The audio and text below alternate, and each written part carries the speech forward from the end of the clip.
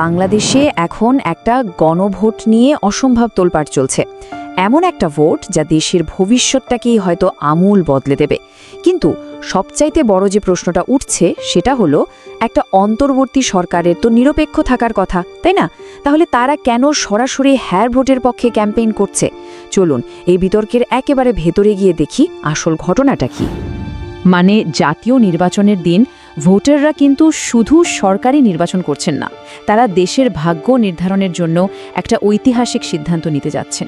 তো কি এমন আছে এই গণভোটে যা নিয়ে এত আলোচনা, আর কেনই বা এটাকে দেশের জন্য এতটা গুরুত্বপূর্ণ বলা হচ্ছে? তো সবার আগে আমাদের বুঝতে হবে এই গণভোটের মূল প্রস্তাবগুলো আসলে কি, ঠিক কোন কোন বিষয়ের ওপর জনগণ তাদের রায় দিতে চলেছে। একদম সহজ করে বললে এটা একটা জাতীয় ভোট। ডক্টর মোহাম্মদ ইউনূসের যে অন্তর্বর্তী সরকার আছে, তারা রাষ্ট্রের বিভিন্ন ক্ষেত্রে বড় সড় কিছু সংস্কারের জন্য একটা বাধ্যতামূলক কাঠামো তৈরির প্রস্তাব দিয়েছে, আর সেই প্রস্তাবেই এখন জনগণের মতামত চাওয়া হচ্ছে। আচ্ছা, এই যে সংস্কারের কথা হচ্ছে, এর তালিকায় রয়েছে ভাবা যায় 47টা সাংবিধানিক পরিবর্তন। শুধু এই সংখ্যাটাই কিন্তু বুঝিয়ে দেয় যে কতটা ব্যাপক একটা রদবদলের কথা ভাবা হচ্ছে। কিন্তু গল্পটা এখানেই শেষ না। সাংবিধানিক পরিবর্তনের সাথে সাথে আরও 37টা আইনগত সংস্কারের প্রস্তাবও কিন্তু এর সাথে জুড়ে দেওয়া হয়েছে। তার মানে ব্যাপারটা শুধু সংবিধান বদলানোর মধ্যেই সীমাবদ্ধ নেই, দেশের পুরো আইনি কাঠামোটাকেই নতুন করে সাজানোর একটা উদ্যোগ এটা। এই প্রস্তাবগুলোর দিকে একটু তাকালেই কিন্তু মূল উদ্দেশ্যটা বেশ পরিষ্কার হয়ে যায়। যেমন ধরুন, প্রধানমন্ত্রীর মেয়াদ সীমিত করা, ক্ষমতার ভারসাম্য নিশ্চিত করা, বিচার বিভাগের স্বাধীনতা বাড়ানো, এমনকি নিরবিচ্ছিন্ন ইন্টারনেটকে মৌলিক অধিকার হিসেবে স্বীকৃতি দেওয়া, এই সব কিছুরই কিন্তু একটাই লক্ষ্য, আর সেটা হলো ক্ষমতার ভারসাম্য আনা, আর ভবিষ্যতে যেন কোনোভাবে স্বৈরাচারী শাসন ফিরে আসতে না পারে সেই পথটা বন্ধ করা। এখন প্রশ্ন আসতেই পারে, হঠাৎ করে এত বড় আকারের সংস্কারের দরকার পড়ল কেন? এর পেছনের কারণটা জানতে হলে আমাদের একটু অতীতে ফিরে যেতে হবে। ঠিক কি এমন হয়েছিল যার জন্য বাংলাদেশকে আজ এমন একটা জায়গায় এসে দাঁড়াতে হলো, যেখানে একেবারে রাষ্ট্র ব্যবস্থার মৌলিক পরিবর্তন নিয়েই কথা বলতে হচ্ছে? এই টাইমলাইনটা দেখলে পুরো ছবিটা একদম পরিষ্কার হয়ে যাবে। দেখুন, 2001 সালে বিএনপি সরকার বিচারপতিদের অবসরের বয়সটা বাড়িয়ে দিয়েছিল, যেটা দিয়ে তারা তত্ত্বাবধায়ক সরকার ব্যবস্থাকে প্রভাবিত করতে চেয়েছিল। এরপর ক্ষমতায় এসে আওয়ামী লীগ সরকার তো সেই তত্ত্বাবধায়ক সরকার ব্যবস্থাই বাতিল করে দিল, যার ফলে দেশের নির্বাচন ব্যবস্থাটাই প্রায় ভেঙে পড়েছিল। আর এর প্রতিক্রিয়াতেই কিন্তু আমরা 2024 সালের গণ অভ্যুত্থান দেখি, যার পর এই অন্তর্বর্তী সরকার গঠিত হয় এবং তৈরি হয় জুলাই সনদ। এটা ছিল মূলত ছাত্র জনতার দাবির একটা সনদ, যেখানে একদম স্পষ্টভাবে রাষ্ট্রীয় সংস্কারের কথা বলা হয়েছিল। এই কথাটাতেই যেন পুরো সমস্যার সারমর্মটা বলা আছে। গত 54 বছরের ইতিহাস যদি আমরা দেখি, রাজনৈতিক দলগুলো সংস্কার করেছে ঠিকই, কিন্তু প্রায় প্রতিটা বারই সেটা ছিল নিজেদের দলীয় স্বার্থে। আর এর ফল কি হয়েছে?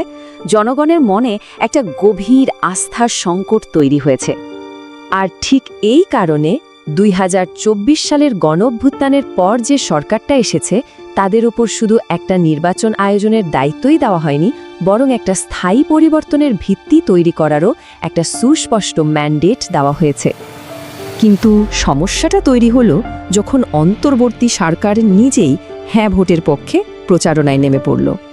আর এখান থেকেই জন্ম নিল এক নতুন বিতর্ক। যারা সমালোচনা করছেন তাদের মূল যুক্তিটা হলো, একটা অন্তর্বর্তী বা তত্ত্বাবধায়ক সরকারের প্রধান কাজ তো হলো নিরপেক্ষ থাকা, কাজেই তাদের কোনো একটা নির্দিষ্ট পক্ষের হয়ে প্রচারণা চালানোটা নিরপেক্ষতার নীতির সরাসরি লঙ্ঘন। এই বিতর্কটা বুঝতে হলে আমাদের দুই পক্ষের কথাই শুনতে হবে।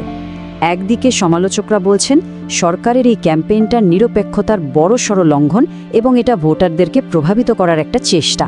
অন্যদিকে সরকারের যুক্তিটা আবার অন্যরকম। তারা বলছেন তাদের দায়িত্ব শুধু নির্বাচন করানো নয়, বরং সংস্কারের পথটাও তৈরি করে দেওয়া। তারা এমনকি ব্রেক্সিটের মতো আন্তর্জাতিক উদাহরণও সামনে আনছে, যেখানে ব্রিটিশ সরকার নিজেই একটা পক্ষের হয়ে প্রচারণা চালিয়েছিল।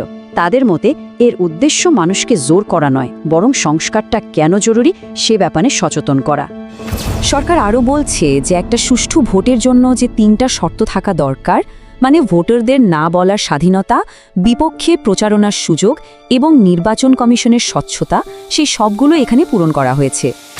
তাহলে এখন $1 মিলিয়ন প্রশ্ন হলো, এই গণভোটের ফলাফল যদি হ্যাঁ বা না হয়, তাহলে বাংলাদেশের ভবিষ্যৎ কোন দিকে যাবে? এই দুটো পথের পরিণতিতে আসলে কতটা তফাৎ হবে?